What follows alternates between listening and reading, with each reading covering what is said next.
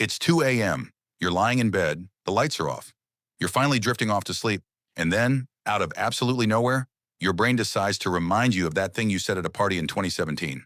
You know the one, and now, at 2 a.m., 6 years later, your brain is playing it back in perfect detail, like it just happened, like it matters, like you need to feel that exact same rush of shame all over again. Here's the most frustrating part. It wasn't even that bad. Nobody's at home right now thinking about you. Nobody cares. But your brain has that moment filed away in some kind of internal cringe archive, saved in 4K, fully indexed, immediately accessible at the worst possible time. It's like your mind has a little employee whose only job is to wait until you're relaxed and then go, hey, remember this? So, why does your brain do this to you? Is something wrong with you? Are other people walking around completely unbothered by their past? And more importantly, is there any way to actually make it stop? The answer to all three questions might surprise you, because the reason your brain tortures you like this is actually kind of fascinating.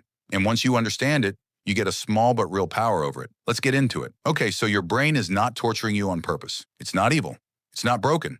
It's actually trying to protect you, using software that's about 100,000 years out of date. Here's the thing. For the vast majority of human history, our ancestors lived in small tribes, groups of maybe 50 to 150 people.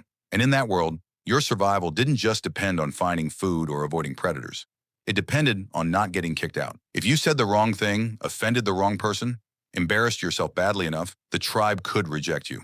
And if the tribe rejected you, you were alone in the wilderness. And being alone in the wilderness, back then, meant one thing. You were dead. So your brain evolved a system, a hardwired alarm, specifically designed to flag social mistakes as dangerous. Not just uncomfortable, dangerous, life-threatening, worth remembering forever so you never made that mistake again. That alarm system is still running, in your skull, right now. In a world where being awkward at a party has literally zero consequences. Scientists have a name for this. It's called the negativity bias. And here's how it works. Your brain doesn't treat positive and negative experiences equally. Negative experiences, embarrassment, failure, rejection, danger, stick to your memory like Velcro.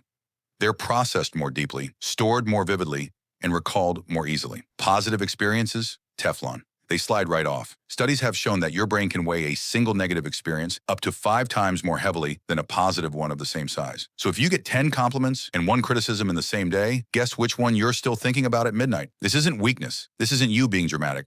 It's your brain doing exactly what it was built to do. Unfortunately, it was built for a world that no longer exists. Deep inside your brain is a small, almond-shaped structure called the amygdala. Think of it as your brain's head of security. Its whole job is to scan for threats, sound the alarm when something goes wrong, and make sure you remember dangerous situations so you can avoid them in the future. Every time you had a socially painful moment, every cringe, every rejection, every "I can't believe I said that," your amygdala flagged it, tagged it, and filed it away under "Do not forget." It wasn't filing away the time you had a nice lunch. It wasn't archiving the afternoon nothing went wrong. It was specifically saving the bad stuff, because the bad stuff, in evolutionary terms, was the stuff that could kill you. And here's the kicker. The amygdala doesn't have a clock. It doesn't know that it's 2023. It doesn't know that calling your teacher mom is not actually life-threatening. It just knows social pain happened, flag it, keep it, replay it. So why does this always happen at night? During the day, your prefrontal cortex, the rational, logical, well, let's think about this calmly part of your brain, is active and running. It keeps the amygdala in check. It basically acts as a manager who goes, "Yes, I see you flagged this memory from 2015. We're not doing this right now, we're busy." But when you're tired, when you're lying in bed, doing nothing, letting your mind wander, the prefrontal cortex goes offline, it clocks out. And suddenly the amygdala, the security guard who never sleeps, has the whole building to itself.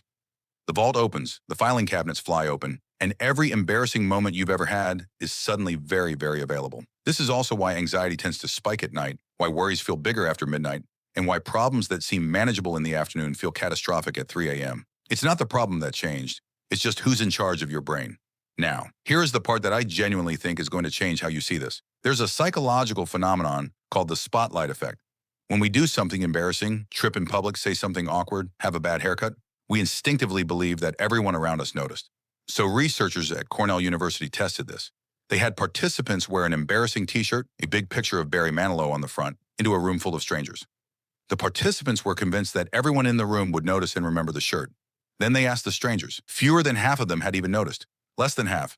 The participants thought they were center stage, but the strangers were too busy thinking about themselves, their own worries, their own awkwardness, to pay much attention to someone else's shirt.